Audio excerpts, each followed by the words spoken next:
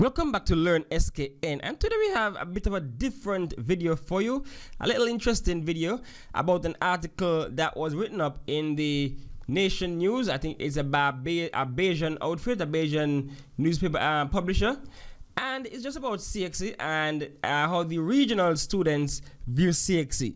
So what I really want to know is how many of you guys out there took part in this survey, and if you find this survey to be more or less leaning to what you are thinking as it relates to CXC. But before we do that, you know what to do. Like the video, subscribe to the channel, and hit the bell to know when Learn SKN drops another video. So let's look at this article. Regional students give CXC failing grade by Sherrylynclarke at the nationnews.com. All right, good. So what they're saying here now. Bridgetown, Barbados, a survey conducted among students across the region pointed to extreme dissatisfaction with the Caribbean Examination Council CXC and the arrangements the agency made for this year's Caribbean Secondary Education Certificate CSEC and CAPE. So right off the bat, they're saying that a lot of students out there just aren't happy with the way exams are arranged. But it's kind of tricky because when CXC had their press conference, they stated that the number of deferments were less than they really thought it would be. But we look at that later on. Against the backdrop of what the Caribbean Coalition for Exam Redress described as near unanimous dissatisfaction. So they say almost all the students say they ain't like what's going on with CXC. The students called for an investigation into CXC's operation and for the regional exam body to be independently regulated. The council conducted the online survey of Caribbean students to gauge their level of satisfaction generally with CXC and the examination and the exit examination between May 31st and June 2nd. So anybody out there did this survey, they know what they're talking about. Let me know if you are part of it and if you what option you might have chosen if you were dissatisfied, as they say most of you were.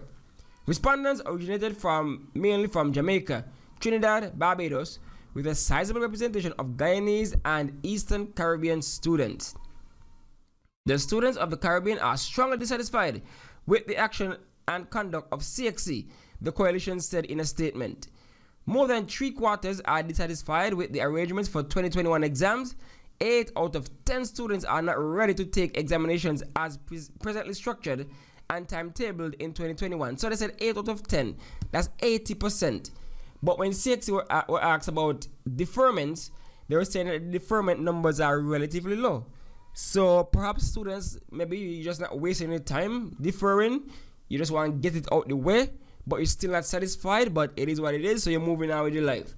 70% of students want creative solutions, not a mere delay of traditional exams. So they're saying the mere delay of the paper 1, paper 2, paper 3's format isn't really what they're looking for. They want something different, a next form of assessment perhaps. 7 out of 10 students are completely dissatisfied with CXC's deficient communication, and most damningly, 80% of students do not feel that CXC values them as stakeholders. Now trust me, it's not students alone. Teachers also feel that way, because for the longest while, teachers marking SBAs, not a red cent, no money for marking SBAs. But yet persons would get stipend, get put up in hotel when they go and mark the scripts. So teachers feel as though CXC ain't really care about anybody but CXC. And unreal. Because they seem so anti-teachers, anti-students. This is me talking from a teacher's perspective, not a general, just a teacher's perspective. And so you feel as though CXC is just there just to, that's the only option. When you have a monopoly, monopolies do what they want. They behave badly because they ain't got no competition. So for the most part, CXC doesn't have real competition in the Caribbean. And so they act accordingly. So 70% of students are completely satisfied. Okay. The exams are due to start on June 28th and will be administered in the original format despite significant loss of teaching time due to the COVID pandemic. And I can attest to that. Because look at this, 2 years in a row now. 2 years in a row, students are being affected as it relates to content and the quality of delivery of the content. Some of the syllabus are very long, especially like history and math and things like that. They are very long, And the CXC brought out their broad topics nonsense and still telling you everything is going to be covered on paper 1.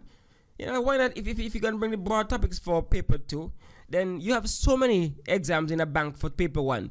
Carve out some that relates to those topics and bring them. Don't give nobody no wild goose chase and you have to study the entire syllabus still, when you know for a fact students lost a lot of time, teachers lost a lot of time because of COVID. And I don't find it's fair. They should have crafted it in a different way. But I guess, you know, they want to make it balanced. They said they want this year, 2020 and 2021, to be as competitive or as equal to the prior years. But that just can't be. Because prior years didn't have this deficiency. They didn't have the pandemic. So, in a sense, whether the prior years have more content or whatever, that could be easily ruled out because they didn't have to deal with the pandemic. They never had to deal with the pandemic and all the stress. So that stress level from the pandemic more than make up for the additional content the other students might have covered. That's just my 2 cents. While CXC released broad topics for CSEC and CAPE in an effort to facilitate a preparation for students for examination, more than half of the students surveyed noted that the broad topics were not sufficiently helpful, and 75% were dissatisfied with the insufficient concession offered by CXC in 2021. Like I was just saying, it's pointless. This broad topic nonsense is pointless, especially when it's saying you still have to cover everything for the paper 1. What is the point then? Just tell us, read everything then, just as you normally do. So that's another issue. And then they did it without any, I don't even know why they did it like that. Nobody, I mean, they had a whole meeting and discussion. Maybe we should hold our ministers of education their feet to the fire, because they are the ones who sign off on all of this. If they make a stink kick up, CXC ain't got no choice. You understand? So yeah, so the coalition said that as a result, the students of the region demand an independent commission of inquiry to investigate the events of 2020-2021 and the operation of CXC generally. 87% support this notion, and a permanent independent regulatory body to oversee the operations of CXC. So they want a permanent body to basically guard the guard, right? So they basically look over CXC, have oversight over CXC. 87% support that. The lobby group further indicate that more than 90% of students support the establishment of a regional parent-student body to advocate for their best interests. It's not a bad idea. It's not a bad idea at all. Arising therefrom, the Caribbean Coalition for Examination Redress signals its intent to form a permanent advocacy vehicle through which we can continue to promote the best interests of students and parents, amplify their voices, and collaborate with other stakeholders as it seeks to relook Caribbean education assessment to keep pace with developments in international best practice.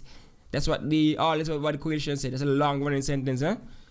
The coalition added that it was unconvinced about the seriousness with which CXC sought to implement the recommendations of the independent review team, which was conveyed by CXC chairman Sir Hilary Beckles and submitted his report in October last year. Now, I have to agree wholeheartedly with this one. They had a whole lot of findings. They said they're going to implement them, and you cannot feel it. You cannot feel the effectiveness of this implementation. You cannot feel nothing. Basically nothing has changed. Nothing in reality has changed. They said they're going to have workshops for teachers to teach them how to mark the SBA properly, because 60% of them were changed last year. I ain't seen a real meaty or significant workshops being held. They made a lot of mention of a lot of things, and they're not coming true. And this is the next year, and they gone back to pre-pandemic CXC. The team had reviewed the modified approach for administration of the July-August 2026 and CAPE exams, the moderation process applied to the school-based assessment for those exams, and the grading process, among other related matters. So it seems as though they only focus on things that will basically punish, because they want to try to fill in their gaps, because a lot of gaps in their system.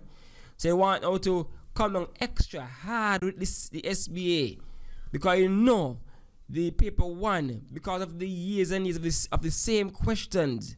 That's not really a true reflection of what students are capable of, because you can just go in and rinse and repeat, regurgitate, remember, and you don't know the content behind certain questions. That is why some sort of different assessment is crucial. Paper 2 is a must. Whatever form it comes in, you have to give students the ability to express themselves, because some persons are very good at expressing themselves. You see some people writing on a paper, English paper, biology paper, whole epistles, because they know the content, the flow, and they just enjoy writing. So the last year was just a mess, really and truly, and they came on hard on the students and the teachers with the SBA, because that was the only thing that could really, because everyone would have gotten ones, in my opinion. Everyone would have gotten ones and twos if it was just one paper alone, because that the whole bank and everything go. On my channel I have a whole lot of papers, and you can see that a lot of the questions are repeating. So they jammed them with the SBA hard, but yet they did not come back and teach anybody, show anybody how they want this SBA graded, how they want it done. They have the syllabus and you have the marking scheme, the rubric, and it is just so vague. One vague thing. You leave a lot of room for interpretation.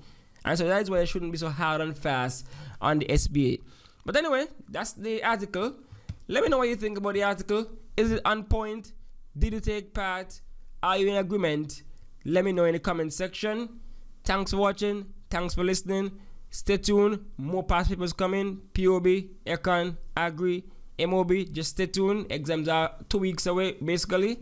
So we're getting ready. Alright. Thanks for watching. Thanks for listening.